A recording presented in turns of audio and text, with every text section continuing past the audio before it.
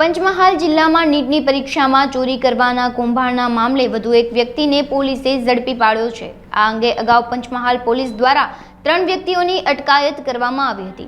આ ત્રણેય આરોપીને ગોધરા કોર્ટ દ્વારા 10 દિવસના રિમાન્ડ મંજૂર કરવામાં આવ્યા છે। આરોપીની પૂછપરછ દરમિયાન ચોથી વ્યક્તિ પણ આ કૌભાંડમાં જોડાયા હોવાનું સામે આવ્યું છે।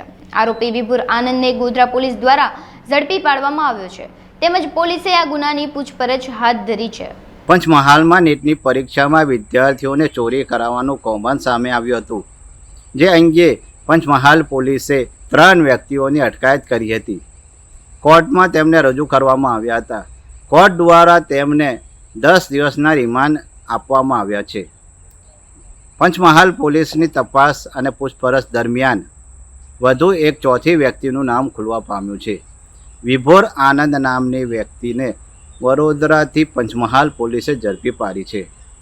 મૂળ બિહારનો રહેવાસી અને વડોદરામાં સ્થાયી થઈ કન્સલ્ટિંગનું કામ કરનાર વિભોર આનંદ નામની વ્યક્તિને પંચમહાલ પોલીસે ઝડપી પાડી તેની વધુ સઘન પૂછપરછ કરવામાં આવી રહી છે।